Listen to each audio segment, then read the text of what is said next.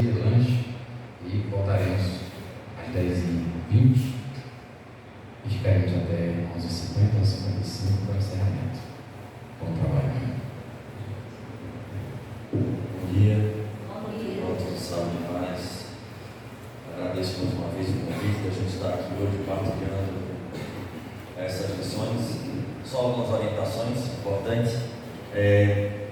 Nesse tema que a gente está trazendo, nós gostamos muito da obra de Manuel Filomeno de Miranda. É uma obra que nós estudamos com afinco, com disciplina, e diante disso são temas que normalmente falam diretamente ao espírita e particularmente ao trabalhador espírita. Essa obra em especial, atualmente da obsessão, ela de fato é um chamado de atenção e ela toca em pontos muito nevrálgicos nossos. E como a gente não gosta de ouvir determinadas coisas, o nosso mecanismo de defesa faz com que quando a gente escute e a gente não tenha onde suportar aquela condição, dar o suporte daquela informação, a nossa tendência é dizer assim: isso aí é o ponto de vista dele, isso aí é o que está falando, não é bem desse jeito. Então eu vou pedir licença, porque sempre que eu toco nesses pontos que vai falar sobre trabalhador e sobre espírita especificamente, eu prefiro trazer a fonte. Significa que é o contrário de ontem, com uma palestra que a gente discorre sem ter nenhuma, vamos dizer assim, sem ter nenhum material de suporte. No seminário eu prefiro trazer para que a gente leia junto e aí sim a gente faz algumas considerações, tá? Porque aí, entenda, se alguém se chatear, não se chateia comigo, vai se chatear com o espírito. Então eu saio com menos obsessor dos lugares que eu for. A ideia é essa, porque senão eu vou sair arrastando todo mundo, né? E ainda assim tem gente que fica bravo. Então não vamos perder tempo, porque amanhã é extensa, a gente tem muito material para trabalhar. Não vai, é importante que se diga, não substitui em nenhum momento a leitura e o estudo da obra, tá? Tem casos que a gente não tem condições, porque senão a gente vai passar amanhã tarde aqui. Então, ninguém merece, né? Vocês já estão trabalhando a paciência comigo já pela manhã, trabalhar amanhã tarde, ninguém merece. Então, a gente vai trazer essas informações e vamos refletindo juntos, trazendo sempre para a nossa realidade, que é o mais importante. Não pensemos em ninguém, façamos uma avaliação nossa. Então, multidões desinformadas, ele inicia na introdução, ele vai trazer todo o contexto, ele diz: multidões desinformadas da realidade da vida vanteiam-se na irresponsabilidade, comprometendo-se lamentavelmente através de condutas esdrúxulas e imorais, gerando futuras calamidades para cada um dos seus membros. Então, isso é o discurso que vai trazendo, e óbvio que na medida que ele vai falando, a gente vai criando o nosso cenário. A gente olha para o nosso contexto, o nosso contexto da transição, e vai percebendo hoje que o negócio está bem complexo. Aquilo que nós conhecemos como ético, como moral, enfim, com um padrão de conduta, isso vem sendo questionado de maneira muito afrontosa. E mesmo incontável número de adeptos do Espiritismo, com profundos esclarecimentos e orientação, não poucas vezes, opta pela leviandade e arrogância, comprometendo-se com a retaguarda, modificam em expectativas aqueles que foram iludidos, defraudados, maltratados pela sua insensatez. Todos nós temos um histórico, pregresso. Nós já aprontamos algumas coisas aí para trás, e na medida que a gente se porta dessa forma, com leviandade e arrogância, a gente vai, obviamente, comprometendo-se com essa retaguarda, aqueles espíritos que já foram nossas vítimas, estão à espreita. A vida sempre convoca a reparação. Todo aquele que se compromete, perturbando-lhe os estatutos superiores. Ninguém que defrauda a ordem deixará de sofrer as consequências da atitude refletida. Fundamental a gente pensar e lembrar disso, porque nós estamos vivendo esse processo de uma alta libertinagem em nome do amor, que passa a justificar muitas ações, mas que, por incrível que pareça, entra em choque porque nós defraudamos a ordem e haverá consequências. E hoje nós não gostamos de ouvir determinadas coisas. Nada que fale de disciplina, nada que fale em austeridade, nada que fale em severidade, porque isso não tem muito a ver com amor, isso é uma visão deturpada. Então toda vez que a gente defrauda essa ordem, a gente vai ter consequências. Por isso a doutrina espírita ela vem falando daquelas leis naturais, que são leis morais, para que a gente perceba a causa das nossas verdadeiras dores. E aí a gente vai trazer isso. Nesse nosocomio espiritual, encontram-se recolhidos especialmente pacientes que foram espiritistas fracassados, graças à magnanimidade do benfeitor Eurípides Vaz Arnulfo, que o ergueu, dando-lhe condições de santuário para a saúde mental e moral, e o administra com incomparável abnegação, auxiliado por outros dedicados servidores do bem e da caridade. Ele, percebendo que muitos daqueles que trabalharam com Eurípides, eu acho que todos conhecem o espírito Eurípides Vaz Arnulfo, né? Nasceu em Minas, tem todo um trabalho de educação. Ele foi percebendo que, inclusive, aqueles que estavam junto a ele e outros trabalhadores começavam a desencarnar muito mal, entrando em processos de loucura e de obsessões severas. Então ele solicitou ao mais alto, a Santo Agostinho inclusive, para que ele pudesse ser o patrono deste hospital, onde tem um grande objetivo de receber espíritas que fracassaram nas suas missões. Só que não é só nas missões, entre aspas, porque quando fala de missão, a primeira coisa que a gente diz é: não tem missão nenhuma, eu venho só para assistir aqui a palestra, eu venho para aprender e vou tocar minha vida. Só que não é assim que funciona. Na medida em que a gente entra em contato com a verdade, a gente começa a perceber um padrão, uma pauta, né, um farol, um guia, uma bússola. Eu não posso mais dizer que eu sou ignorante e eu vou viver a vida como se eu não soubesse daquilo. E isso ele vai trazer na obra como um todo a quantidade de espíritas. Então ele solicita a Santo Agostinho essa oportunidade de abrir esse hospital para receber. Então o livro vai narrar as experiências desses espíritos que, pautados na doutrina, no termo do conhecimento, mas numa vivência muito mais materialista, quais foram as consequências de acordo com os casos que ele traz. Nós elegemos alguns casos, porque são vários, para que possam, de fato, nortear e façam análise cada um de como é que anda a sua vinculação com essa realidade espírita. Não obstante, para outros que conhecem a luminosa orientação do espiritismo, serão mais vivas e penetrantes essa experiência que será narrada, por demonstrarem que a crença é muito importante. No entanto, a vivência dos postulados exarados na qualificação tem regime de urgência e não pode e nem deve ser postergado. Então não é o fato de eu conhecer muito doutrina espírita, não é o fato de ter decorado as passagens do Evangelho segundo o Espiritismo, ou decorar pergunta e resposta do livro dos Espíritos. Isso pouco importa. Tanto é que está escrito.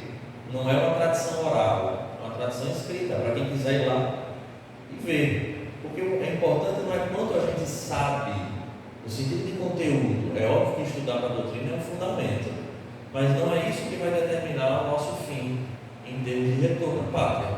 É o quanto eu aplico o que eu sei. E esse é o grande desafio que a gente vai ver. Então, no capítulo 1, ele coloca como título Erro e Punição. Então, ele vai trazer para a gente aí alguns itens. Médiuns levianos que desrespeitaram o mandato e que se fizeram portadores. Divulgadores descompromissados com a responsabilidade do esclarecimento espiritual. Passem na mente situações que nós temos hoje. Conversava com o César, né? Quantas vezes se transforma uma palestra pública numa palestra motivacional, coach, para a pessoa sair, né, estimulada. Mas aqui é doutrina espírita. A gente precisa lembrar que as teses do mundo estão lá fora. As pessoas precisam entrar aqui e conhecer qual é o ponto de vista espírita para as problemáticas que cada um de nós carrega. Então, divulgadores descompromissados, servidores que malograram a execução de graves tarefas da beneficência, escritores equipados de instrumentos culturais que deveriam plasmar imagens dignificadoras e que descambaram para as discussões estéreis e as agressões injustificáveis, corações que se responsabilizaram pela edificação da honra em si mesmos, abraçando a fé renovadora e delinquiram, mercenários da caridade bela e pura, agentes da sinonia do cristianismo restaurado, eles ali se encontravam reunidos, muitos deles após haverem naufragado na experiência carnal, por não terem suportado as pressões dos espíritos vingadores, inclementes perseguidores, aos quais deveriam conquistar, ao invés de se lhes tornarem vítimas, extraviando-se da estrada do reto dever sob indução perversa. Então a obsessão estava presente, mas tem um detalhe interessante, né? Aos quais deveriam conquistar. Então o processo da obsessão é fruto do que a gente fez, não foram as nossas escolhas. E esses espíritos não estão ali colocados por castigo. Onde tem um devedor, vai ter aquele indivíduo que está cobrando quando ele não releva, que é natural. E o nosso papel é conquistar. Mas como é que eu conquisto? Na medida em que eu mudo aquilo que eu era. Aí entra a ideia de fazer tratamento na casa espírita. Aí tem gente que diz assim: eu já vou no quinto, sexto tratamento, não acaba nunca. Desobsessão. A pergunta que é feita é: o que tem feito para você mudar aquilo que atrai o espírito e mantém vinculado? Como é que eu posso ter um resultado diferente se a equação é sempre a mesma? Eu me mantenho nos vícios, eu me mantenho na mesma postura, eu continuo maledicente, eu continuo, e é onde eles suportam, é onde eles apresentam a tese, né? Rapaz, ó, fulano continua o mesmo de tantos anos atrás, de tantos séculos atrás, e assim se segue. O venerável mentor Bezerra de Menezes, eles estavam numa reunião, elucidou: a problemática do comportamento moral do ser humano encontra-se relacionado com o seu nível de progresso. Por essa razão, Jesus acentuou que mais se pedirá àquele a quem mais se deu, considerando-se o grau de responsabilidade pessoal. Ou seja, o quanto a gente tem recebido. Quem da gente vai poder alegar ignorância? Eu não sabia. Mas eu não entendia assim, ou não queria entender assim. Esse é o grande ponto, eu acho que é o ponto chave que a gente vive hoje no nosso movimento espírita. A gravidade, eu vou falar, gente, voltado para a nossa realidade, para o nosso movimento. Mas isso está valendo para todas as religiões cristãs, todas, sem exceção. A gente tem colocado apêndices de pensamentos outros que não cristão, e em especial cristão espírita, né? Gerando uma problemática muito grande. A soma das suas experiências modela o caráter, as aspirações, o conhecimento e a responsabilidade moral. De fato, nós somos a síntese de tudo que a gente viveu. As tendências inatas, que são reflexos dos compromissos vividos, impelem-nos para as condutas que lhes parecem mais agradáveis e que não lhes exigem esforço para superar. Vejamos se a gente não vive essa fase. Tudo é permitido. Não tem mais nada que seja proibido, porque todos esses valores antigos precisam ser derrubados. É o que a gente escuta hoje diretamente, isso não há suporte, repito, na doutrina, está aqui colocando. E a tendência é essa, né? Impele-nos para condutas que lhe parecem mais agradáveis e que não lhes exigem esforço para superar. Para que fazer esse esforço? As conexões psíquicas, por afinidade, facilitam o intercâmbio com os desafetos da retaguarda, conexões psíquicas, e sem o necessário empenho, que às vezes impõe sacrifício e renúncia. Olha as duas palavras: sacrifício e renúncia. Quem gosta? A gente não gosta de dieta. O que é uma dieta? É um sacrifício. O que é uma dieta? Renúncia. Ela bota aquele fogo gostoso que está esperando a gente ali no intervalo, desde ontem que eu estou aguardando, né? Eu vi chegar. Então você renuncia, você se entrega. Igualzinho o bolo é o resto da vida da gente. Porque o que é que acontece? Isso aqui, ó. Tendência inata significa as marcas das nossas matrizes de todos os nossos passados. Nós somos a síntese disso. Então a nossa tendência é botar o pezinho, a gente vive com o pé na animalidade, mas como é interessante, pé na animalidade, o pé na fase animal e em tese, a cabeça na angelical, em tese. Por que em tese, Alisson? Porque é o que a gente canta, é o que a gente, né, pensa, mas na hora de agir, é muito fácil a gente querer voltar. E aí eu gosto muito de Delfina de Girardin, que está lá no capítulo 5 do Evangelho segundo o Espiritismo. Ela diz que o verdadeiro espírita não é aquele que age pelo fato, ele age pela consequência do fato. É uma frase que ela traz, obviamente que não está ipsiliter aqui, né? Mas a ideia que ela traz é: o espírita verdadeiro, o cristão verdadeiro, ele não age pensando no fato, ele age pensando na consequência do fato. Isso que eu vou fazer é bom para mim? É bom. Atende os meus desejos? Atende. Atende a minha vontade? Atende. Mas é bom para o meu espírito? Não. Então você renuncia. Ter essa percepção é que é o nosso desafio. Porque o que a gente quer é atender aquilo que nos dá prazer, em todos os sentidos, inclusive no bolo. Você não come uma fatia. Às vezes você quer tirar uma fatia, mas uma fatia que vale por um quarto do bolo. Vale, né? Por que um quarto? Porque eu vou dizer, eu só comi uma fatia do bolo. Está certo, qual foi o tamanho da fatia? Foi um quarto do bolo. Então a gente faz isso no campo moral, por causa dessas nossas tendências inatas. E hoje em dia, isso aí é um estudo, né, um pouquinho mais extenso. A tecnologia facilitou muito a nossa vida. Vê, a gente, como eu disse ontem, a gente tem tudo no nosso telefone hoje. Tudo bem que aqui durante o dia não precisa, mas à noite o banho novo não faz mal a ninguém. Na verdade, o banho novo não faz mal a ninguém. Andar no carro de manhã aqui sem ar-condicionado também não seria uma ideia muito legal. O ideal é ter um ar-condicionadozinho. Alisson, o que isso tem a ver? Tem tudo a ver. Porque renúncia e sacrifício é a gente lutar contra aquilo que nos é confortável.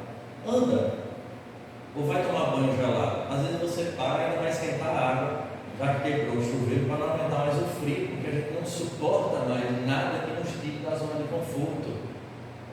Então isso se refletiu nas relações, na família é assim. Quando o homem começa a dar muito trabalho, quando a mulher começa a dar muito trabalho, o que é bom? Troca. Porque aí é a facilidade das relações. Aí você sai trocando. Não é assim, eu vou consertar a impressora ou eu compro uma nova? Rapaz, o valor de consertar é praticamente uma nova. Então a gente joga fora essa, descarta essa e compra outra. Essa mesma pauta da sociedade, que a gente nem se apercebe, que a gente faz parte, começa a tirar da gente resistências. E essas resistências faz com que não haja sacrifício e renúncia. Por isso, hoje, uma tendência tão forte de fazer um espiritismo à moda da casa ou um evangelho à moda do indivíduo. Porque quando o evangelho nos solicita passar pela porta estreita, a gente pega ali uma pedrinha, cinzelzinho, e tenta abrir um pouquinho mais, abrir um pouquinho mais e abrir um pouquinho mais. Eu tinha uma amiga evangélica, tu lembra de professora Zélia? Do São Zelinha dizia para a gente assim, uma professora nossa que é batista, e ela dizia assim: meu filho, a porta não é só estreita não, a porta é estreita e baixa, e nariz empinado não passa. Eu achava o conceito dela formidável, porque de fato é assim. Então sacrifício e renúncia é um grande desafio para a gente, porque a nossa tendência é zona de conforto, é natural, isso é da natureza inclusive. Então faz-nos tombar nas urdiduras bem estabelecidas para vencê-los, derrotá-los no empreendimento que deveria ser libertador. Ou seja, era para que a gente avançasse, mas essa nossa ausência faz com que a gente se ligue a esses espíritos que vêm perturbando. Então o nome do sanatório, o nome do hospital é Sanatório Esperança, ou Hospital Esperança, que acolhe todos os espíritas, trabalhadores, não se limitando a socorrer exclusivamente os viandantes do carro físico, acompanhou também, após a desencarnação, muitos daqueles que receberam o concurso, neles constatando o estado deplorável em que retornavam à pátria, vencidos por perseguidores cruéis que os auxiliavam, ou vitimados por ideoplastias terríveis, derivadas dos atos a que se entregaram. Olha que interessante, enlouquecendo de vergonha, de dor e de desespero após o portal do túmulo. Olha essa palavra, ideoplastias terríveis. O que é isso, Alisson? O corpo físico, segundo a tese espírita, ele serve como amortecedor da intensidade dos pensamentos e das emoções. Tem algo que você pensa que você não gosta?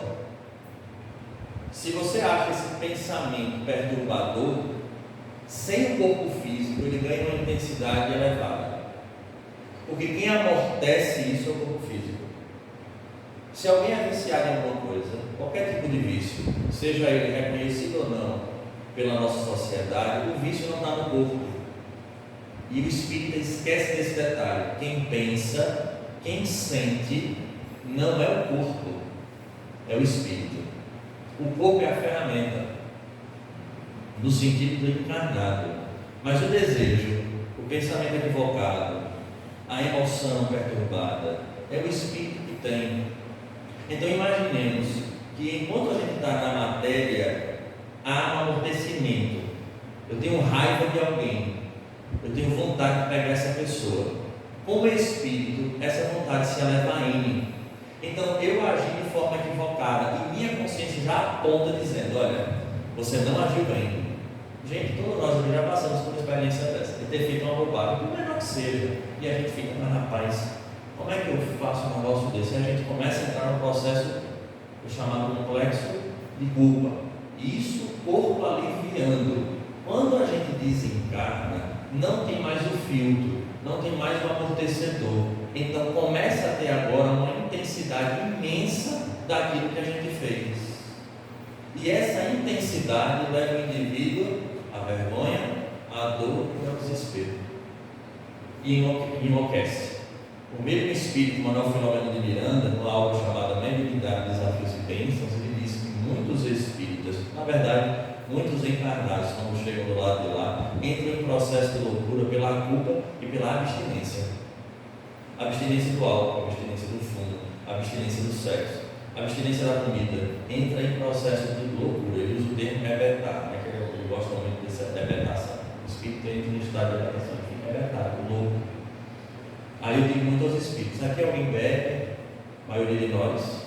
Não, né? Alguém toma café aqui? Não gosta de cafezinho? Alguém vicia um cafezinho? Nossa, tem que tomar aquele café. Cuidado! E se o nível já estiver naquele, se eu deixar de tomar, eu vou ter dor de cabeça, vai ter um bocado de espírita nas cafeterias ali, auxiliando o pessoal. Toma uma xicarazinha de café, a gente está ali do lado. Estou ouvindo. Porque vício é vício em qualquer lugar. E a gente não se atenta para isso. Gente, até na família. Uma vez eu estava numa reunião mediúnica, uma netinha, um neto de uma trabalhadora estava sendo tratado lá. E aí ela apresentou-se segundo, estava narrando um avô, algum parente antigo de outra existência, que ele dizia: é meu neto, eu não aceito largar e tudo mais. E aí, ao terminar a reunião, ela disse para mim: ah, isso não é um negócio desse. É uma criança, eu sei que o espírito é antigo, mas ele não percebe que é uma criança. Aí eu fiz assim: preste atenção. Quantos filhos você tem? 3. E eu conheço os 3. Eu disse: me faça só me responder de maneira verdadeira, brinquinho feio. Se você desencarnar agora voltando para casa, você largaria sua família, suas 2 filhas, o filho e o neto? Você teria condições de dizer assim: não, realmente meu tempo acabou e eu vou voltar para esse filho, vou agora seguir meu caminho. Ela começou a marejar os olhos. Ela fez: não conseguiria isso. Muito bem, você é um espírito obsessor. E a gente não se apercebe que até amar de uma forma desequilibrada é uma obsessão, porque você não consegue estar distante da pessoa. Todos nós vamos largar em algum momento, muito ou pouco, a gente vai largar. E a vida às vezes dá essa lição para a gente teima de não querer aprender. Então vejamos como o negócio é sério de fato. Quando eu, particularmente, me identificar que muitos deles haviam recebido o patrimônio da mediunidade iluminada pelas lições libertadoras do Espiritismo, ou seja, indivíduos que ainda por derradeiro eram médiuns, mas preferiram enveredar pelos dédalos da irresponsabilidade, utilizando-se da superior concessão para o deleite de si mesmos e das paixões mais vis que passaram a cultivar. Ou seja, ao invés de ter uma vida equilibrada, dura, em termos de disciplina, usou da ferramenta para deleite de si mesmo e das paixões, que passavam a cultivar. Outros tantos, isso tudo no hospital, está fazendo análise do que está do lado de lá. Outros tantos, liguei.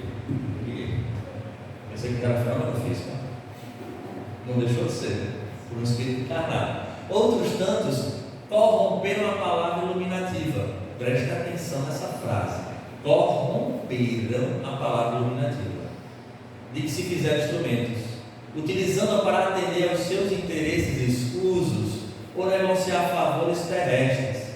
com desprezo pela oportunidade de edificação de muitas vidas que eles aguardaram no tributo. Gente, o que é isso aqui? Corromper a palavra iluminativa. Em outros termos que eu havia dito, é o Evangelho segundo a sua própria vontade. É o ajuste que a gente faz para que aquele negócio dali caiba no nosso desejo. É a jurisprudência que a gente cria. E hoje a jurisprudência número 1 é o amor. Para tudo você vai ouvir. Não, porque é o amor, que a gente comentou ontem rapidamente. A gente quer justificar hoje todas as nossas ações em nome do amor, mas a gente não enxerga o amor numa criança que nasce tetraplégica às vezes, com má formação. Ali é o amor de Deus por aquela criança, por aquele espírito. Mas o amor vem assim, dessa forma, vem, porque é um antigo suicida, precisa da paz, do reequilíbrio. O que é que faz? Reencarna, imprime no corpo a má formação que ele próprio causou ontem. É o amor de Deus sendo expresso. Esse amor ninguém quer. A gente quer o amor que dê a gente o impulso para fazer, para atender os nossos desejos. Então a gente tem que ter muito cuidado com essa história de corromper essa palavra. Diversos mercadejaram os dons, tombando sobre o vampirismo, propiciado por verdugos do passado, que se compraziam em empurrá-los para mais graves despauterios, comprometendo-os à reencarnação. Como é que funciona isso? É engraçado porque ele relata, André Luiz relata, de maneira muito clara, que o que esses espíritos fazem é observar a gente, porque eles já nos conhecem de ontem, já sabem qual é a nossa velha tendência. Aí, qual é o trabalho? Dá para uma pessoa que gosta de bolo, por quê? Bolo facilita o acesso. Então, se é uma pessoa voltada para o campo do sexo, por exemplo, ele vai facilitar e vai botar pessoas levianas no caminho dessa pessoa, para que consiga atingir. E às vezes é interessante que nessa aula Mediunidade, Desafios e Bênçãos, vocês precisam ver como ele narra, com riqueza de detalhes, como esses espíritos trabalham. Ele consegue perceber na mente do indivíduo que ele está criando, que ele está plasmando, como ele gostaria que acontecesse. E os espíritos se esforçam do outro lado para fazer com que aquela ideia que ele tem aconteça e que ele tinha pensado. Aí quando acontece, ele diz: então é para ser, porque veja, é exatamente como eu pensei. E a queda acontece. Por quê? Porque a gente quer dar vazão a essa sombra. Então é algo grave. Enquanto o gentil psiquiatra, quem estava falando isso é o Inácio Ferreira, que foi médico psiquiatra em Minas. É o espírito dele, um dos que toma conta, ajuda a Eurípides Bazanufo nesse hospital. Então ele diz: enquanto o gentil psiquiatra silenciou por breves momentos, pus-me a reflexionar. E aí vem Manuel Filomeno. Sempre me chamaram a atenção aqueles irmãos que foram vítimas das expressões sexuais desequilibradas. Expressões sexuais desequilibradas. E que não souberam canalizar nobremente as energias reprodutoras, deixando-se consumir pelos vícios hediondos e os perturbaram profundamente. E aí a gente entra numa seara altamente delicada. Altamente delicada. Porque hoje você falar em expressões sexuais desequilibradas, você vai ser crucificado na posição oblíqua. Porque para cima foi Jesus, para baixo foi Simão Pedro. Aí a gente não vai deixar ser crucificado da mesma forma, você pede para ficar na oblíqua, para não parecer com ninguém. Mas você tocar nesse ponto hoje, de expressão sexual desequilibrada, a você começa com todos os focos do mundo, né? Por quê? Por quê, Alisson? Porque a natureza, como disse ontem, a lei natural é a lei divina. Não sou eu que digo isso na lei dos Espíritos. A lei natural é a lei divina. Ele fala. E o homem só é infeliz quando dela se afasta. Por que o álcool é problema? Porque eu começo a entorpecer meu corpo com uma substância que não faz parte do desequilíbrio do corpo. O sexo é problema? Não. Desde que eu o utilize da maneira para a qual ele foi desenhado. Na medida em que eu estou numa posição, e é bom deixar muito claro, hétero ou homo, mas eu pratico um sexo que ele foge àquilo que é lei natural, eu gero consequências. Aos profissionais de saúde que estão aqui, sabem do que eu estou falando, diretamente. já vai haver repercussão orgânica. E do mesmo jeito haverá repercussão energética perispiritual. Então o ideal é o quê? Canalizar. Alisson, onde é que você viu isso? Primeiro, aqui já está falando. Segundo, você vai estudar Emmanuel. Terceiro, você estuda Sexo e Obsessão, o Espírito Manuel Filomeno, o Dr. Bezerra dando uma aula sobre isso. Ele dá com riqueza de detalhes nessa obra. E uma outra obra chamada Loucura e Obsessão, o Dr. Bezerra novamente voltando a falar sobre o assunto. Então o sexo, ele não pode ser um esporte. Porque na hora que eu pratico desobedecendo às regras, tem consequência. Para héteros e para aqueles que passam pelo desafio das inversões. Termo inversão também não é meu, está na obra, tá? Depois vamos dizer que é invenção minha, está lá na obra, fica o convite para o estudo. Não poucos deles mantiveram durante a existência carnal a ambiguidade do comportamento. Olha o que ele falava: apresentando-se externamente de maneira correta, mas na verdade vivendo sórdidos conúbios mentais com entidades promíscuas, em extravagantes e contínuas perversões a que se entregavam na hora de dormir.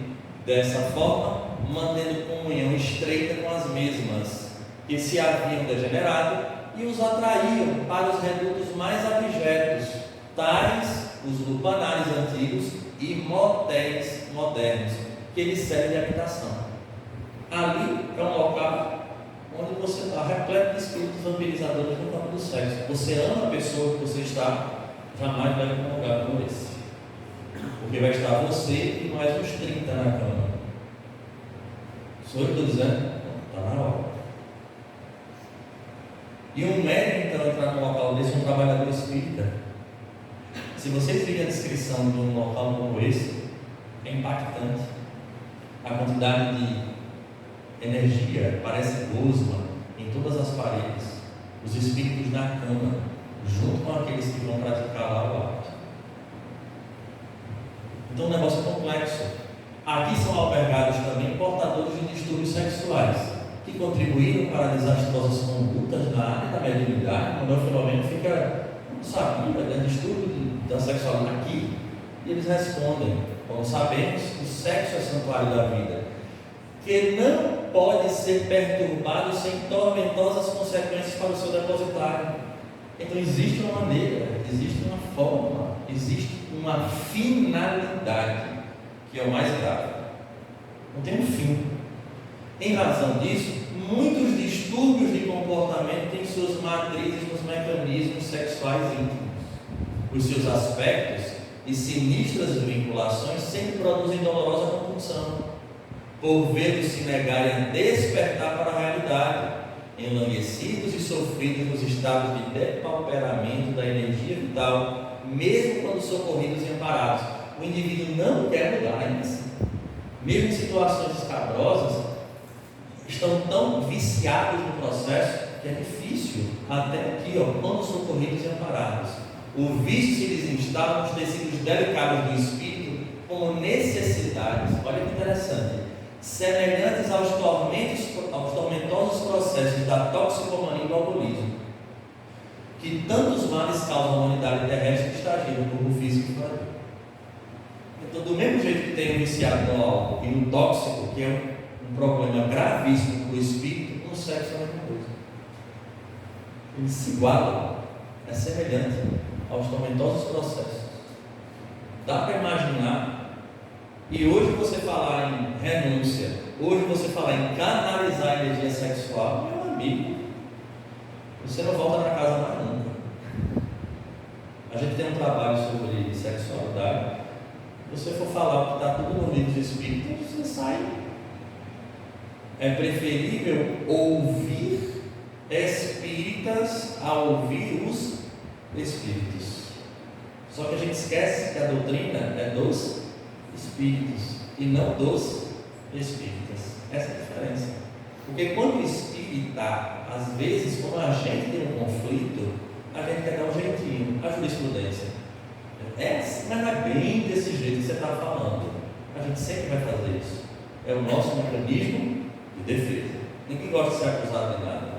Quando a gente se examina, a gente não quer dizer assim: estou equivocado. Não Não vai. A gente quer sempre justificar. É sem dúvida deplorável o estado em que muitos aqui chegam, lutando contra as ideias mantidas durante o corpo e atormentados pelas visões que cultivaram durante a vilegiatura carnal, apresentando no perispírito todas as mazelas do seu desrespeito às soberanas leis da vida.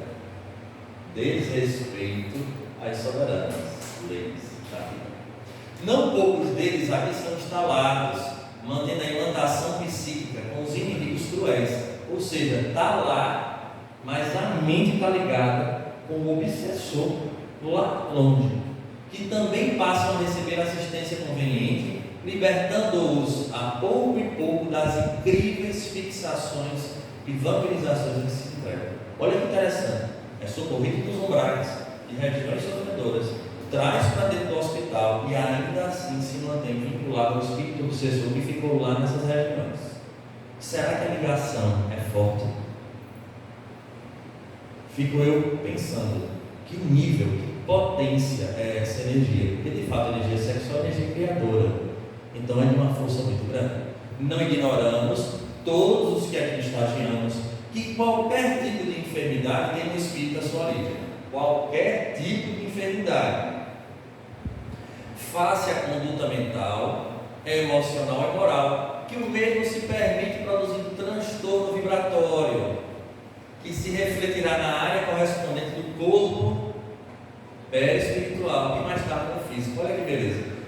O problema do espírito vai refletir no perispírito e que vai acabar onde? No corpo físico. Aí a gente faz assim. Então, tratar essa doença, vamos falar do câncer. Trata do câncer.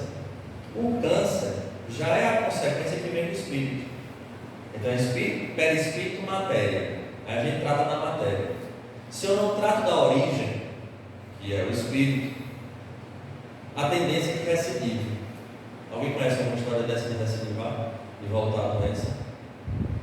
Então, aquele processo de doença, ele, repito, não é punitivo. Ele está expurgando, colocando para fora. O problema está onde? No espírito. E aí entra teses como a do Dr. Bernie Siegel, que vai dizer que tem que ser feito junto com o tratamento, né, medicamentoso, cirúrgico e tratamento psicológico, emocional, para que consiga achar a causa no espírito e se trabalhe essa causa. Quando a gente soluciona o problema no espírito, a gente vai solucionar o problema na matéria. E é perfeito o que a doutrina fala, né? Somente agindo-se no mesmo nível e campo, propondo-se simultaneamente a mudança de atitude psíquica, olha aí, e comportamental do paciente, se pode aguardar resultado satisfatório na correspondente manifestação de saúde. Enquanto não mudar o pensamento e a atitude, o resultado não será outro. Isso é a nossa dificuldade. Gente, a gente tem experiência, todos nós, que são cíclicas. Tem gente que me procura e diz assim, parece que eu tenho o dedo podre. Só aponto para a problemática, ou para a problemática. Aí eu fico lá pensando assim, pois é, né? Qual é o padrão? O padrão do apontar está em quem aponta.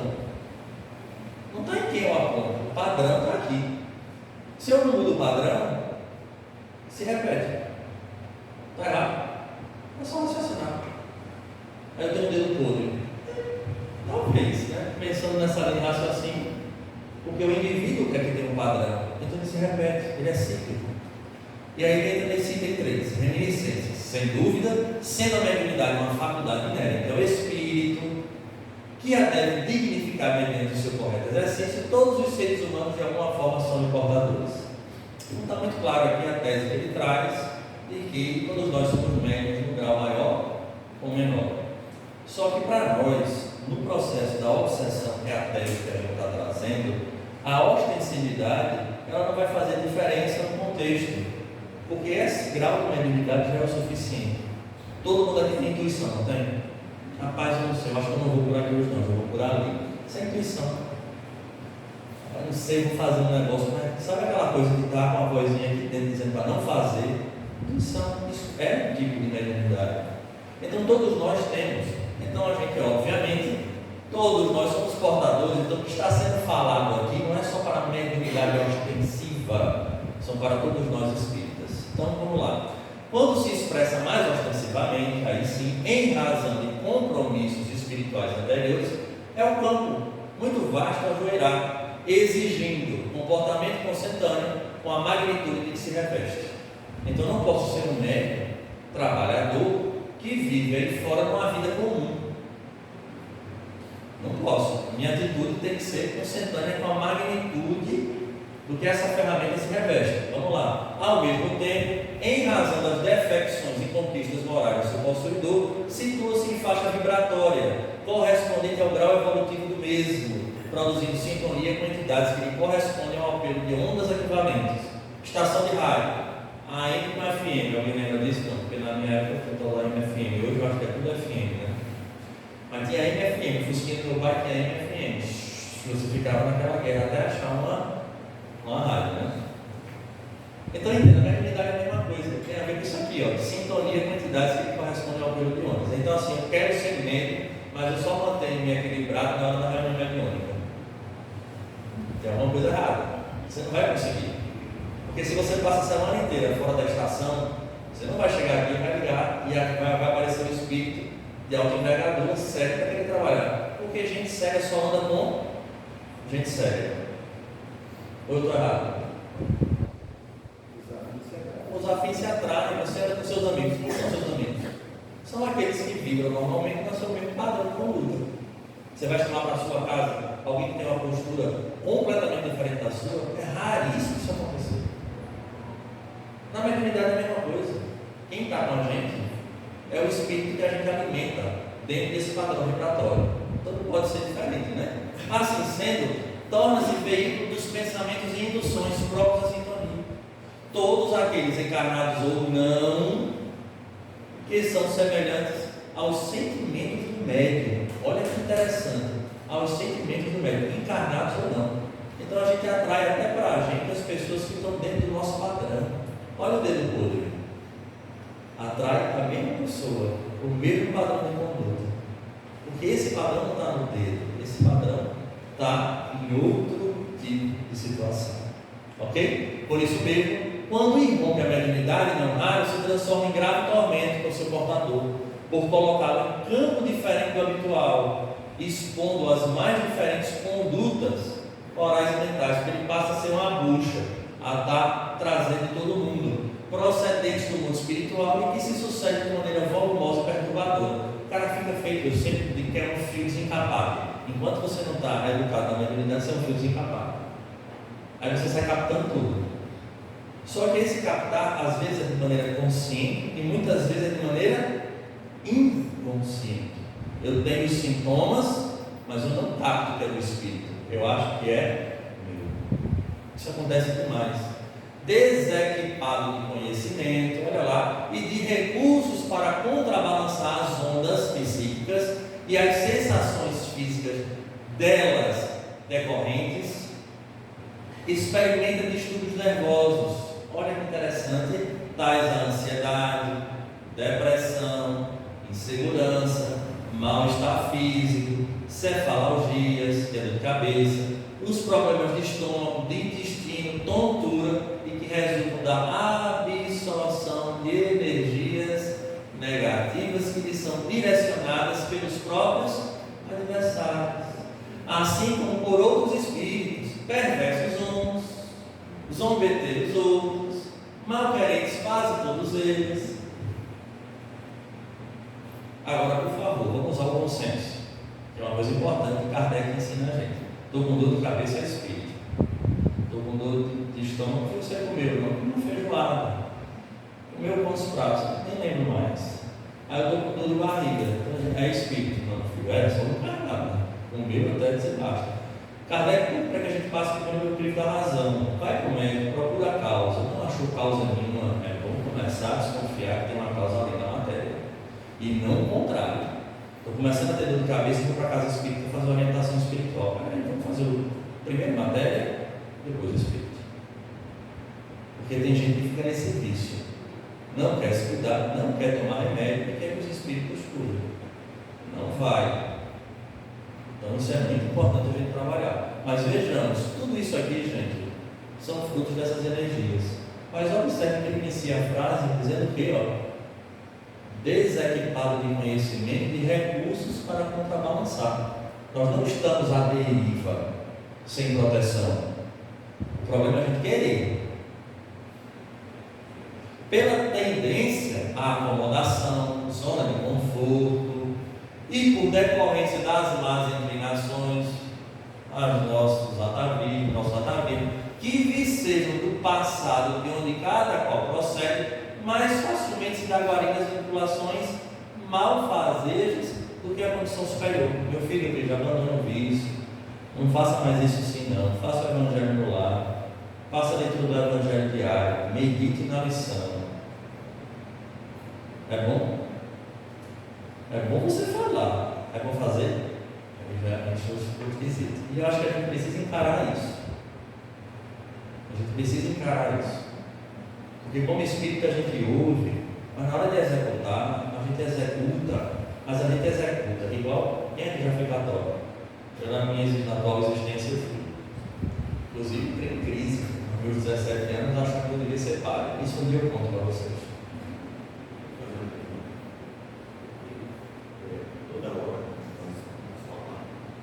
Toda hora nós vamos falar que nós temos que livre-arbítrio para fazer utilizar o sistema melhor do possível, tanto um lado como o outro.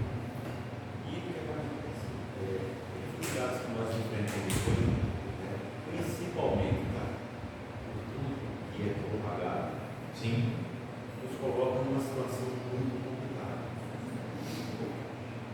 É propagado de forma negativa. Nós entendemos isso, é gigantesco, essa força é gigantesca. E nós ficamos extremamente preocupados. Por quê?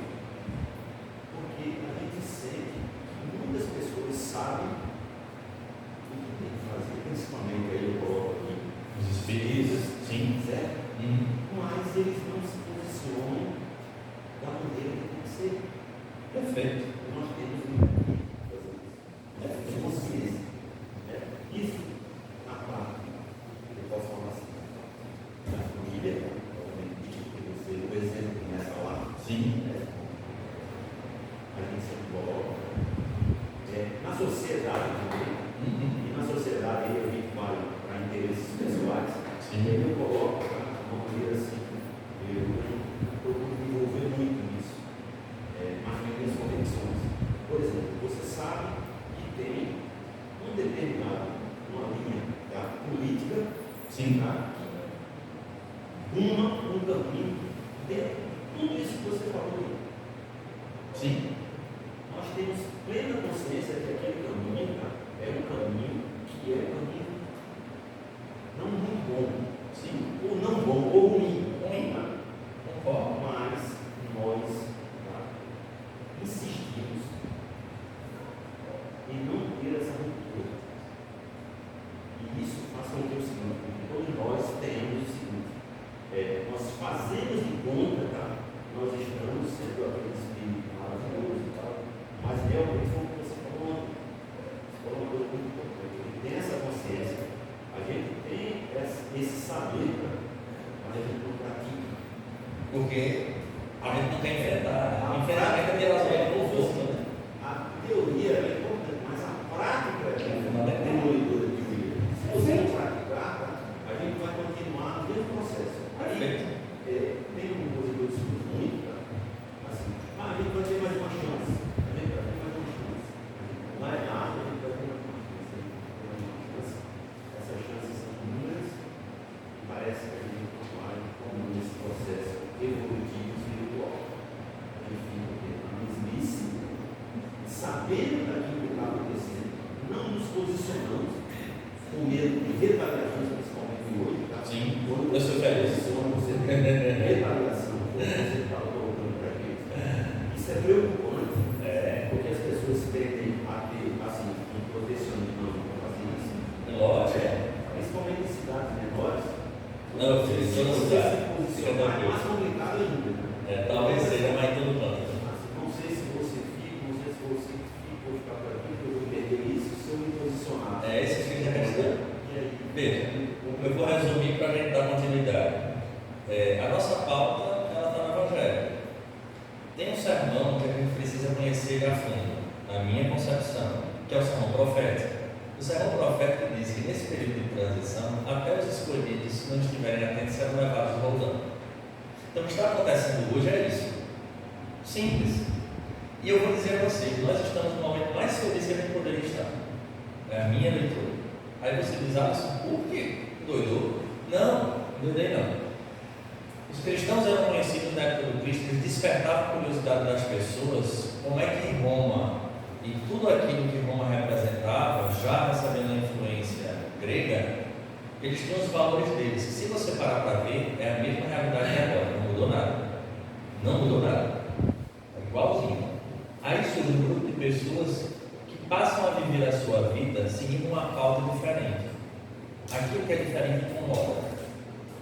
Então, o cristianismo foi perseguido, não foi por causa de Jesus em si, foi por conta do que Jesus deixou como lição. E os cristãos entravam na arena e todo mundo era impressionado com a força moral daqueles indivíduos que iam enfrentar os leões e iam morrer. Então, hoje nós estamos tendo, eu acho que muitos de nós têm que imaginar esse desejo assim, eu gostaria de morrer em nome do Cristo, ter aquela sensação de novo. Nós estamos tendo essa sensação hoje. Porque entenda, Dr. Bezerra é um espírito que é político, viveu naquele mundo.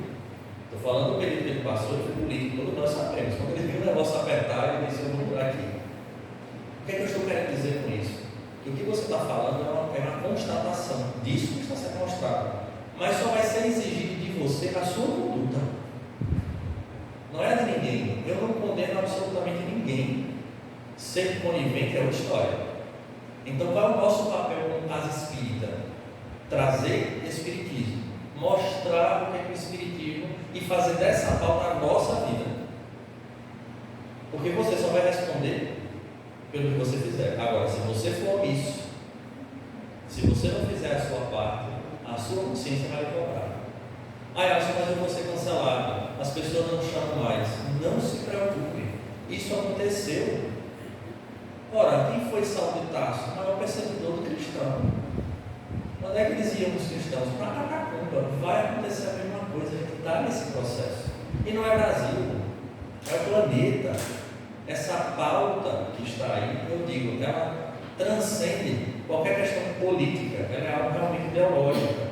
Aí você vai ver Manuel Filomeno de Miranda trazendo na sua quadrilogia o que é que está acontecendo desses espíritos que se infiltraram e tem encontrado sintonia. Ele relata: espíritos estão saindo dos umbrais, são trazidos para o cenário da Terra, mas mantém a vinculação psíquica com eles. Está lá explícito. E aí tudo que a gente está vendo hoje, e aqui vai ter até um comentário, não sou eu não, ele vai trazer a questão do divisionismo.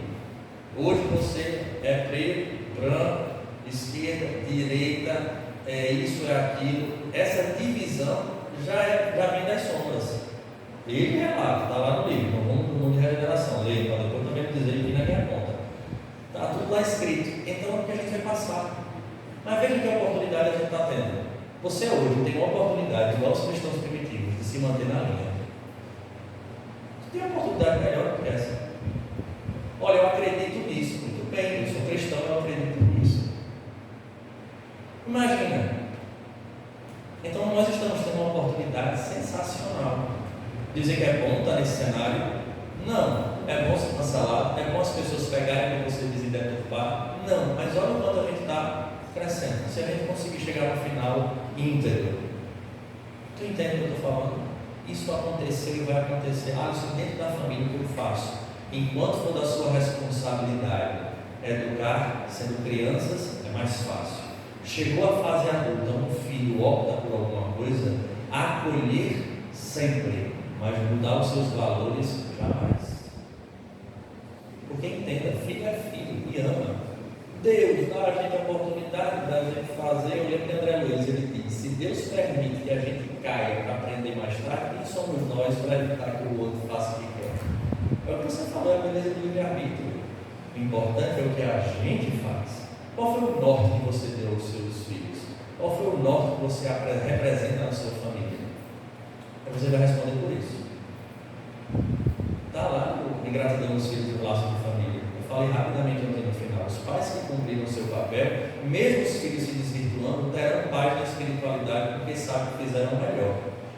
Agora, aqueles pais que concederam tudo em nome desse benefício temporário, quando verem os filhos sofrendo por falta de fé, falta de conhecimento e que partiu dele, está errado esse problema.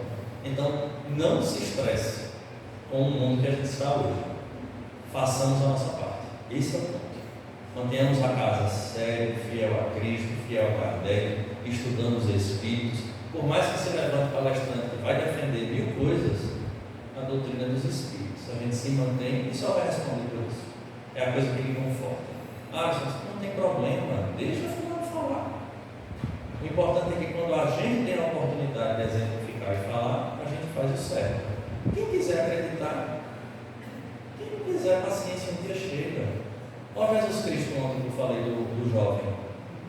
Vende tudo e me segue. O jovem disse, desculpa, mas para mim não dá ainda não. Jesus Cristo falou, beleza. Daí surgiu aquela frase famosa. Ele se encontra com os apóstolos e diz, vocês estão vendo? É mais fácil que um camelo passe por um buraco, porque não é burro e não é rico entre o reino dos céus. Porque na verdade não era a riqueza, era a questão de ser apegado. Então isso vai dar no sexo, isso vai dar nos interesses pessoais.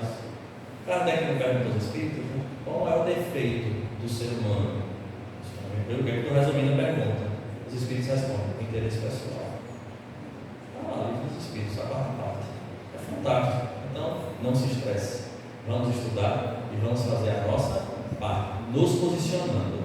Não é brigando com ninguém, que eu disse. A gente não tem que estar julgando ninguém. A gente tem que se pautar no que a gente acredita. Só. Você concorda com a rua? Não. Bom, a doutrina que eu professo não é compatível com isso. Mas a tese tal, a tese Y. Respeito sua tese. Mas na minha eu vejo diferente. E a gente vai continuar caminhando assim. Beleza? Respondido? Vamos adiante.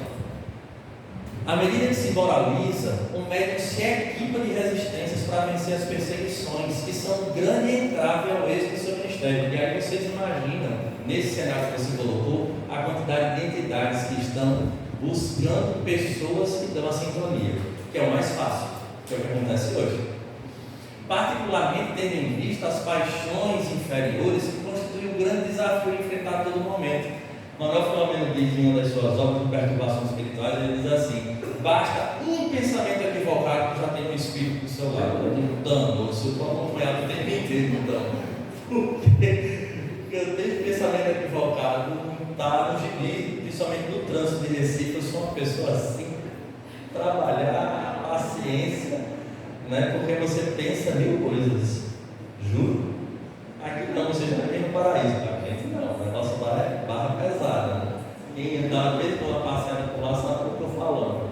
Então, vamos lá. Recebemos novo convite, agora afirmado pelo Dr. Inácio, para participarmos de novo encontro que deveria ocorrer no anfiteatro, e cujo tema que por ele seria debatido tinha por título Homicídios Espirituais. Diga aí, uma palestra sobre homicídio espiritual. Não passa nem na cabeça da gente um negócio desse. A gente olha para o cara que mata outro, e rapaz, isso é, o cara mata desse jeito. Aí o tema é sobre homicídios espirituais. Que a paz de Deus seja conosco, peregrinos do carreiro das reencarnações. Aí ele começa o discurso. Eu coloquei isso só para entender que ele começou o discurso. Vamos trazer algumas coisas que ele disse. Honrados com oportunidades sucessivas do processo de crescimento, sempre nos apresentamos conforme as conquistas realizadas nas experiências anteriores que nos assinalam os passos. Ou seja, a gente sempre se apresenta conforme a síntese do que nós fomos. Eu sou a síntese de todas as minhas experiências passadas. Então, se eu tenho uma tendência hoje negativa, ontem o negócio não era ruim, não.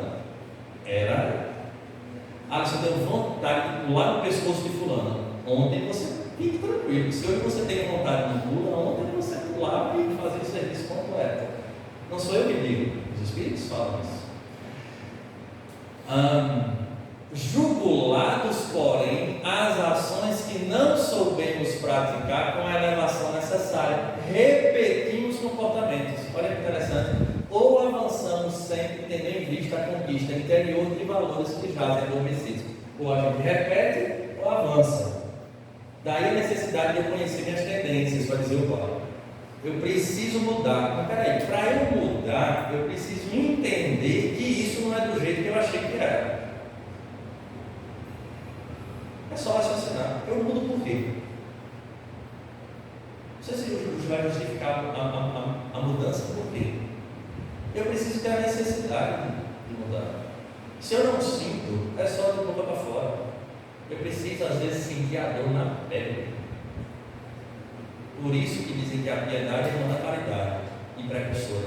Porque primeiro você sente na pele, sofre, tem a experiência. Quando você vê outra pessoa da sua mesma experiência dolorosa, você diz, eu vou ajudar. Por quê? Porque o seu irmão está passando.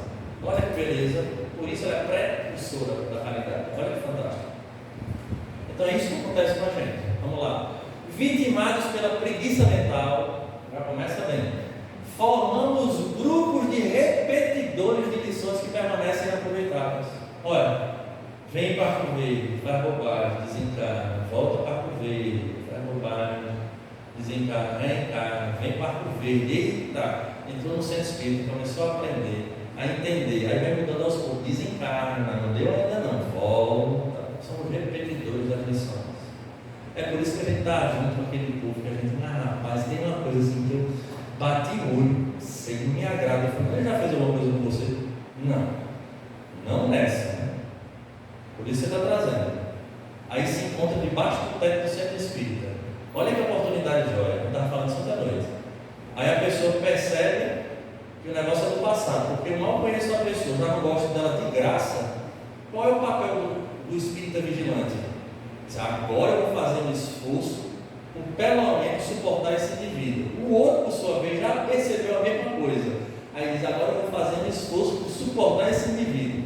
Aí, não satisfeito, o presidente da casa tem a intuição de dizer, vocês dois vão trabalhar juntos ali na recepção quando chegar.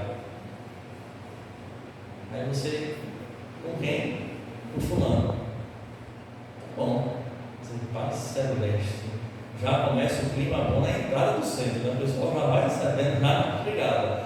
Mas a espiritualidade já trabalha para isso. O problema não é a espiritualidade, é a gente entender esse quesito. Então o egoísmo, olha o egoísmo, tem sido o adversário declarado do nosso processo de desenvolvimento espiritual. Face à sua dominação, resvalamos para o orgulho, a presunção, logo despertamos para a razão, atribuindo-nos valores que estamos longe de possuir. Eu sou um cara humilde, sou um cara. Tem certeza? A gente começa a achar que é e não é. Ao invés de nos esforçar por viver a fraternidade, nos separamos em grupos, olha aí, que se hostilizam reciprocamente. Hoje a tese é de mulher contra homem, de branco contra preto, de eu quero que vocês me mostrem no Evangelho em que momento Jesus separa. Me mostre. O sol brilha sobre justos e injustos. A raiz nossa é judaica. Nossa raiz é judaica cristã. No judaísmo era o povo escolhido. No cristianismo, os nossos vão vir do Oriente, do Ocidente, vai vir de todo lado. Olha que interessante. Não existe distinção. Aí vem um espírita defendendo tese que divide, ou ele não conhece espiritismo, não é? Ou ele não conhece sequer a proposta que ele está defendendo, que não tem nada a ver com o espiritismo. Ele não divide. Ou é um infiltrado. Ou é, pois é. Acontece, né? Aí eu volto para o Manuel Filomeno. Eu sou suspeitíssimo de falar do Manuel Filomeno. Eu coordeno um estudo sobre o Manuel Filomeno. Ele traz falando exatamente isso. Eles hoje o combate não é mais de fora para dentro. Gente, tem história nessa cidade, vocês sabem disso. Vocês conhecem a história do movimento espírita? A igreja bronca. Aí estão comandados pelos espíritos também. Aí hoje eles disseram, rapaz, não adianta mais combater, porque já ganhou cidadania o espiritismo. O que a gente vai fazer? Não tem problema.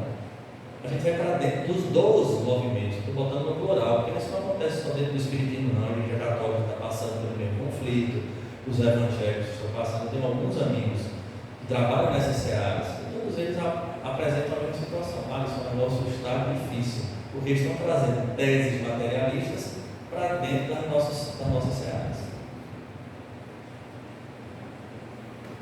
Entendeu? É o que acontece. Aí a gente cria grupo que se hostiliza dentro. Meu amigo, é só ver um pouquinho de evangelho. Semeando discórdia e divisionismos ingratos, olha aí, que se nos transforma em algemas de sombra e de dor. Vê se não é. E a gente não se apercebe. Porque a gente passa a viver muito mais a vida de fora do que a vida do Evangelho, do que a vida da doutrina espírita. E eu estou falando agora em termos de conceito mesmo. Mesmo quando convidados por Jesus para uma saudável mudança de conduta, olha a palavrinha chave. Saudável mudança de conduta. O que é saudável? É eu me aperceber que estou comendo muito bolo e você, rapaz, por consciência, eu vou me trabalhar para não comer. De uma maneira saudável. Não adianta querer fazer aquela mudança e dizer assim: olha, rapaz, eu ouvi, a partir de agora eu não tenho mais dificuldade nenhuma. Paulo de Tarso falava do aguilhão na carne. Ele só conseguia superar porque ele sabia do que era aquela dor. Francisco de Assis tem uma cena fantástica. Quando ele pega, né, mulheres aparecem para ele sensuais, nuas, e ele, como um homem que era, o corpo respondeu. Vocês acham que ele não responde? Não, ele é homem do mesmo jeito. Quando ele sentiu na pele a possibilidade de levar a queda, ele viu um roseral cheio de espinho, seco, não tinha rosas, só tinham os espinhos. O que ele fez? Se jogou em cima e começou a rolar em cima dos espinhos. Na medida que os espinhos iam cravando na carne, a dor lancinante ia tirando o foco do que ele estava vendo. Igual a gente. Dá para entender a perspectiva de Francisco? É a mesma de Paulo de Tarso. Ele dizia: o bem que eu quero fazer, esse eu não faço. O mal que eu não quero, esse eu faço. Vê aqui, a humanidade. E aí a gente quer às vezes a mudança radical. Não funciona. Isso é um processo educativo. As vaidades intelectuais, preste atenção nessa frase, auridas aonde? Nas academias. Ou fora delas nos assaltam, conduzindo-nos à soberba e fazendo-nos desdenhar do mestre, que não frequentou escola especializada por considerarem no mito ou arquétipo embutido em nossa consciência. Não é assim? Como é que entra o infiltrado? Ele falou do infiltrado. Como é que entra? Ele olha para a doutrina e ele elege o que deve ser crido e o que não deve. Porque a pauta verdadeira da pessoa não é o conhecimento espírita nem o evangelho. É o que ele, dentro da academia, ele estudou como sendo verdade. Olha que interessante. Então ele diz: olha, isso aqui é bom aqui, mas aqui não é bem desse jeito. A questão do aborto, problema de saúde pública, é bom pensar. Quando a gente vai observar a saúde pública, tem um conceito, né? São as ferramentas do Estado para manter a saúde do seu cidadão. O que acontece com a maioria das mulheres que praticam o aborto dessa forma? A gente vai ver os problemas de depressão e mil outras situações de problemas emocionais. Então veja, eu estou adoecendo, então não é saúde pública, eu estou gerando problema. Mas eu também não estou dizendo que ela é obrigada a ficar com o menino, não. Será que o Estado não poderia criar uma outra ferramenta para acolher essas crianças? Quando a gente não procura saber os dados, mas tem mais pessoas querendo adotar do que criança. Vê que interessante. Não era melhor a gente criar um mecanismo que funcionasse, né? Um cara de gente querendo adotar.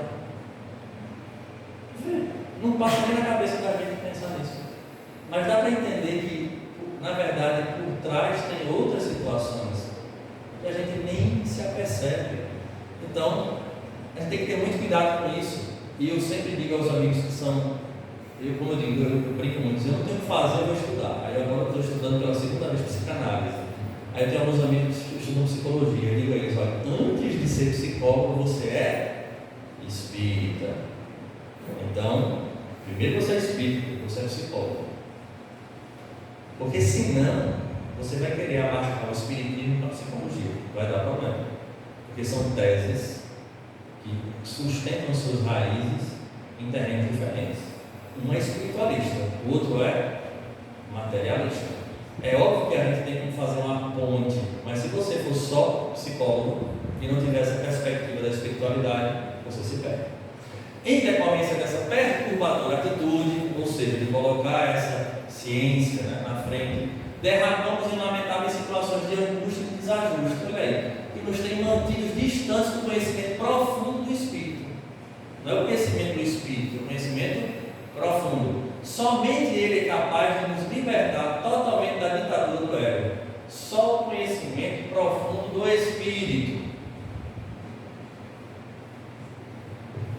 É essa postura doentia, gerada pela vaidade, sustentada pelas ilusões do corpo, que nos tem desviado do roteiro que devemos seguir, a fim de conquistarmos por definitiva plenitude da vida eterna.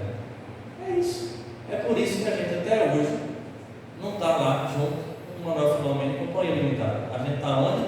Está aqui hoje. Porque a gente sempre opta a dizer, não é bem assim. A nossa frase é essa, não é bem assim. Se fosse. É mediante esse agir e arrepender-se, quando advogado, que surgem as vinculações, exigindo reparações igualmente afetivas. Errei, porque eu achei que não era assim, mas agora eu já me comprometi. Já tem gente que eu já botei no bolo. Isso porque raramente o erro é individual. Se fosse só meu, o erro era ótimo, mas olha que interessante, quase sempre acontece envolvendo outras pessoas com as quais se convive ou junto a quem se estabelecem programas de afetividade, de interesses comuns, de lutas necessárias. Se fosse uma coisa que só a mim me prejudicasse, joia, mas não é. Normalmente a gente está vinculado a alguém. Eu erro com a pessoa, com um grupo de pessoas. Dá para perceber a delicadeza do problema? E é uma coisa que o Espírito às vezes não reflete. Às vezes, quando eu erro com alguém, e esse alguém, por sua vez, magoado com o que eu fiz, magoa um terceiro, e esse terceiro com raiva agora magoa um quarto, nosso amigo aqui, que causou a primeira queda do dominó, eu tenho que reparar, não é que eu fico só com uma pessoa que eu magoei, não. Agora eu preciso cuidar da cadeia inteira. O juro advindo do ato equivocado está na nossa contabilidade. Aí a gente começa a perceber a seriedade da família. Tudo aquilo que essa família vier a fazer depois, de maneira equivocada, fruto da lição dos tutores, eles respondem. Agora tem um detalhe: o bem que eu faço, que você agora, estimulado pelo bem que eu fiz, você ajuda ele, e ele agora, estimulado pelo bem que você fez, ajuda ela, o juro também pertence a gente. Olha que beleza. Porque a gente só pensa no lado negativo, então vamos dar uma aliviada do outro lado, a gente faz tanta coisa boa. O juro também é nosso. Por isso é melhor optar pelo bem do que pelo mal.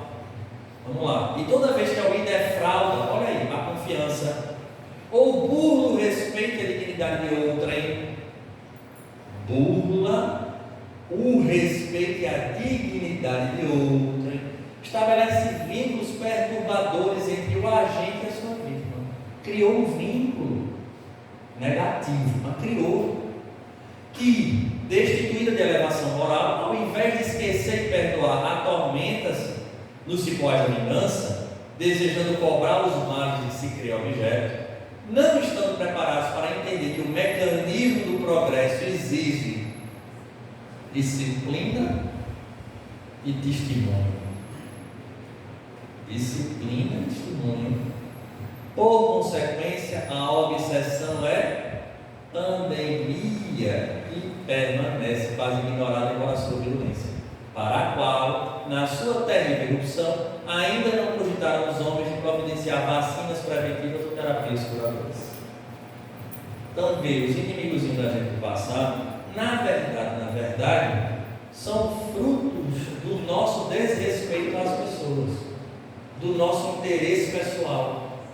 Porque eu machuquei, eu talvez tenha ferido a dignidade dessa pessoa. Essa pessoa, por sua vez, não me perdoa, passa a ser o perseguidor, porque agora ele quer cobrar. Porque, na verdade, gente, a gente só se sente magoado quando tem vínculo. Vamos imaginar, vocês estão vindo aqui pela rua para o centro. Aí passa uma pessoa desequilibrada. Estou dando um exemplo. Aí ele pega uma pedra e arremessa em você. Aí você vem correndo para o centro, aí ele joga de novo a segunda vez. Aí você entra no centro. Você chega aqui, rapaz, eu estava aqui na rua. Um doido me jogou 2 pedras. Isso é coisa que faça. Aí o pessoal aqui dentro, não, cara, besteira, vamos embora trabalhar, que isso aqui não sabe que são coisas que acontecem. Eu pergunto, depois do trabalho, quando a gente começa a se envolver, alguém vai ficar com ódio da pessoa? Vai ficar magoado com o cara que jogou a pedra? Normalmente não, sabe por que não? Porque a gente não tem vínculo com a pessoa. Sabe quando é que surge o sentimento de mágoa? Quando essa pessoa tem importância para a gente. Às vezes no atendimento fraterno o pessoal diz, se eu me separei, mas eu estou curado. Tá coisa boa. Mas assim, vou te dizer, quando eu estou na calçada que eu vejo, me dá um negócio assim, eu faço assim, continua preso do mesmo jeito. Então entenda, o grande problema está aí. A obsessão surge porque foram pessoas de nosso convívio que confiaram em nós, que tiveram um vínculo, e a gente simplesmente abusou do vínculo. Por isso a mágoa. O estranho, óbvio que existem outros tipos de obsessão, né? Mas esses aqui que são mais ferrinhos, é fruto da mágoa. Outros não são, em tese, obsessores. Tem o livro Sexo e Destino, de André Luiz. Tem uma passagem no livro que é interessantíssima. Ele entra na casa da pessoa, que acorda em torno de umas 9 e pouco da manhã para 10 horas, está lá na rua. O cara senta no sofá, abre o jornal para ver as notícias. Nisso está André e o mentor. Aí entram 2 espíritos obsessores. Se juntam, cara. Os caras estavam tocados. Aí diz assim: estou doido para uma dose de uísque. Vamos se aproveitar de fulaninho. Aí vai lá e se junta a fulaninho. Aí André vira-se para o mentor e diz assim: fulano, a gente não vai fazer nada. André, só observe. E André começa a passar mal, querendo intervir na situação. Aí o cara, me deu uma vontade de tomar uma dose de uísque. Aí ele levanta, deixa o jornal de lado. Naquela época, eu não sei se alguém pegou isso, não é muito na minha época não, mas as pessoas gostavam de ter bar em casa, né? Aí a pessoa levantou, tinha um bar dentro de casa, pegou um uísque, dose. Aí André descreve a simbiose perfeita do espírito com o cara. Aí ele, de vez, bota o copo. Aí ele diz, bate o copo em cima da... Aí o cara vai sair. Aí o espírito sai cambaleando. Aí entra o segundo. Aí o cara não satisfeito, vou tomar outra. Aí isso André Luiz na agonia. Fulano, a gente não vai fazer nada, fulano não vai fazer nada. E aí ele dá uma lição, que eu nunca esqueci. Ele diz assim: André, nesse caso, na tese é obsessão, mas na verdade não é, porque o nome disso é parceria. Porque esse rapaz aí, ele gosta do que os espíritos gostam, do que esses 2 espíritos gostam. Então é uma parceria espiritual. É obsessão, em tese mas na verdade é parceria. Então esse é o nosso grande problema, né? A gente precisa entender que é pandêmico, porque nós ainda damos muita parceria a esses espíritos. Enfermidade de origem moral exige terapêutica específica, radicada na transformação espiritual para melhor, de todos aqueles que experimentam incidência. Então veja lá, existe terapêutica, transformação para melhor. Ocorre, no entanto, como é fácil de prever-se, que essa psicopatologia, ele já classifica a obsessão como psicopatologia. Qual sucede com outras tantas, sempre apresenta no paciente que a sofre graves oposições para o seu tratamento. Meu filho, você está auxiliado, você precisa de um passe, você precisa assistir palestra pública, você precisa fazer evangelho, mas não é o rito, é o conteúdo. Por que o evangelho afasta? Porque a vibração do evangelho na leitura incomoda o espírito que não gosta daquele tipo de vibração, então ele se afasta. Mas não adianta se afastar e em seguida você voltar no mesmo velho hábito. Olha lá, de um lado, em razão da vaidade, para não parecer portador de loucura, particularmente porque assim se sente por outro motivo, quando sob os camartelos das obsessões, porque o agente do distúrbio cria dificuldades no enfermo, transmitindo-lhe reações violentas para ser evitado o tratamento especial.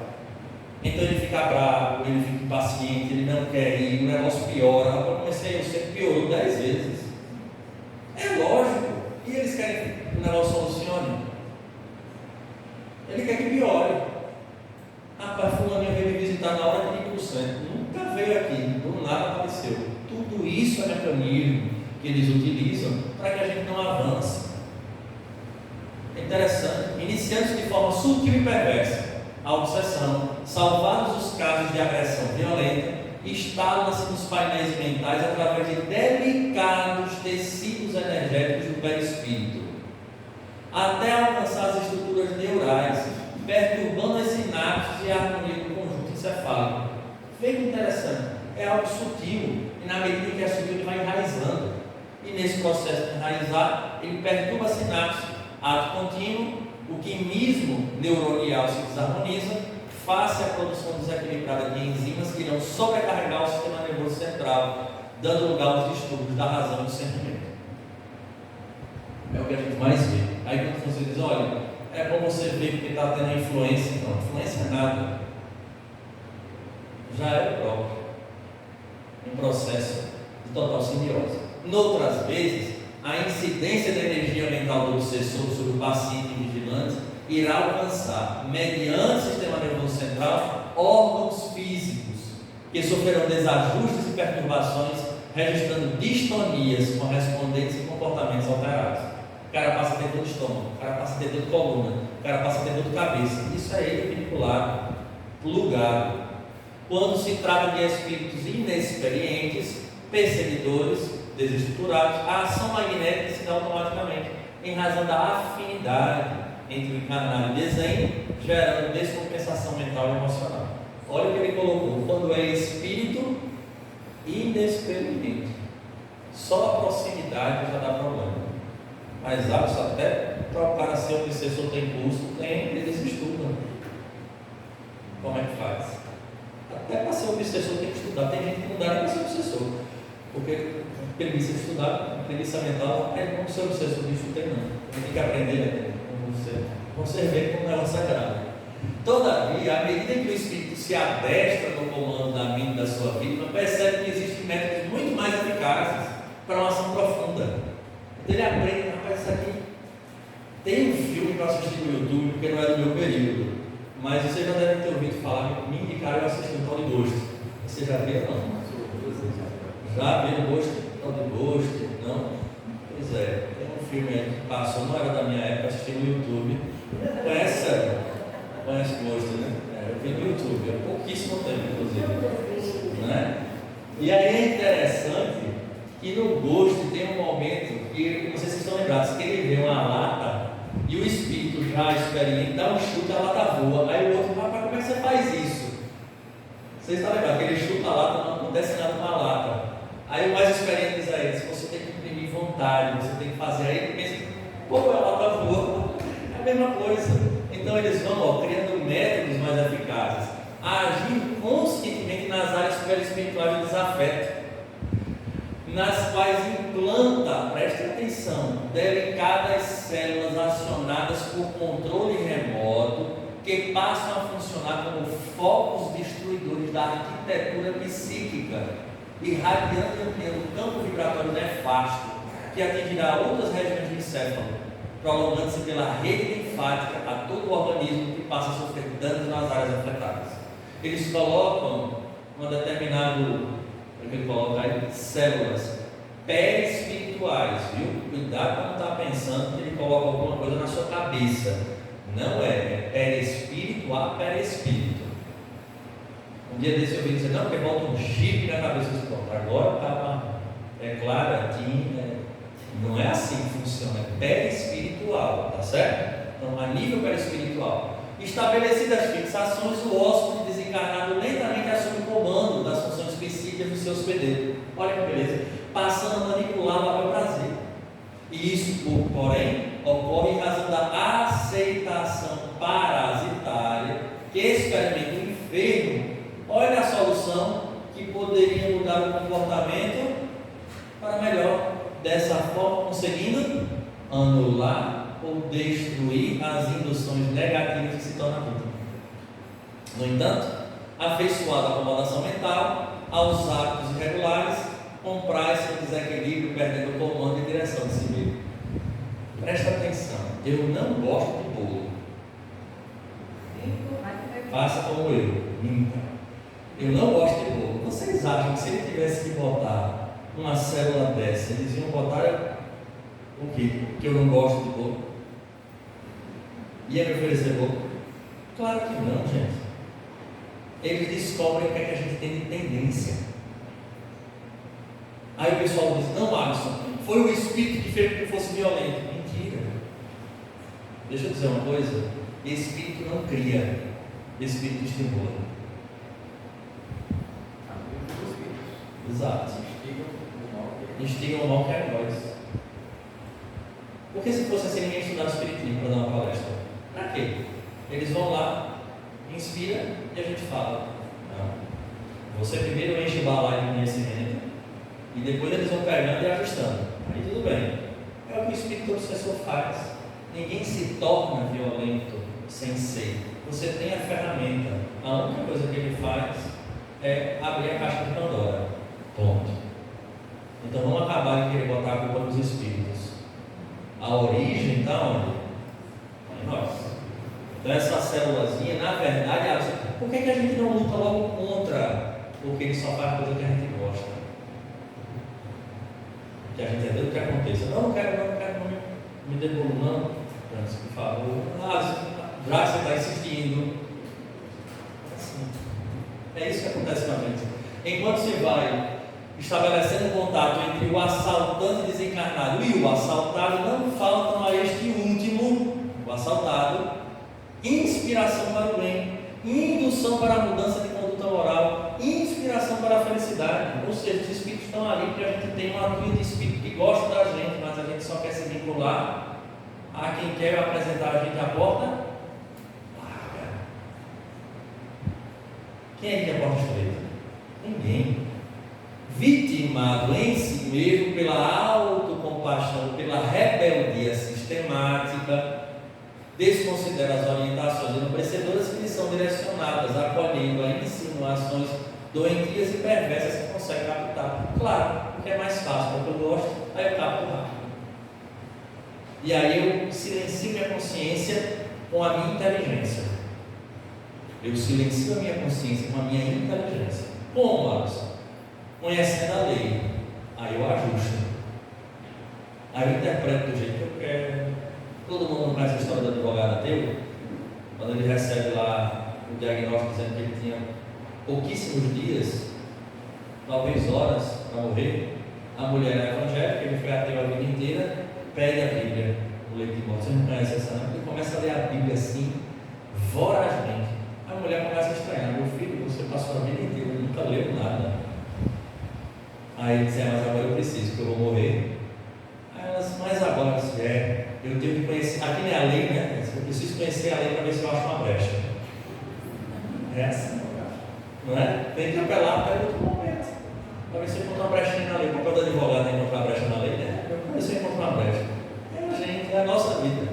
Quando das suas graves intervenções, no sentido dos seus hospedeiros, suas energias deletérias provocam taxas mais elevadas, olha que interessante, de serotonina e nora, produzidas pelos neurônios, que contribuem para o surgimento do transtorno psicótico maníaco depressivo, responsável pela diminuição do humor e desvitalização do paciente, que fica ainda mais AVC do agressor. Ele vai perdendo o controle de si, ficando mais fácil o controle do espírito. É nessa fase que se dá a indução ao suicídio, através de hipnose contínua, transformando-se em verdadeiro assassino. Lembra que o assunto que a gente está estudando é o homicídio espiritual? Então ele vai induzindo, sem que o enfermo se dê conta da situação perigosa que se encontra. Então ele passa pelo processo obsessivo, o processo obsessivo modifica a sua neuroquímica cerebral, ele passa a ter um transtorno de fato, até chegar um momento em que ele opta pelo suicídio. Não, porque às vezes quando incorre no crime infame da destruição do próprio corpo, foi vitimado pela força da poderosa mentalização do adversário desencarnado. A gente não estava aceitando que era bom, né? Que era o que a gente queria, então ele cria um vínculo tão forte que ele começa agora a lhe conduzir ao suicídio. Então, ó, certamente há para o desditoso atenuantes, porque o cara não foi só por conta própria, ele foi levado ao suicídio em razão do processo malsão e não se deixou encarcerar. Não obstante as divinas inspirações que não cessam de ser direcionadas para as criaturas e as advertências que chegam de todo lado, para o respeito pela vida e sua consequente dignificação. Então os espíritos estão ali, mas a gente não quer, porque a nossa sintonia está em outro padrão. Tá certo assim? Tranquilo? 10 minutinhos, 15 minutinhos para a gente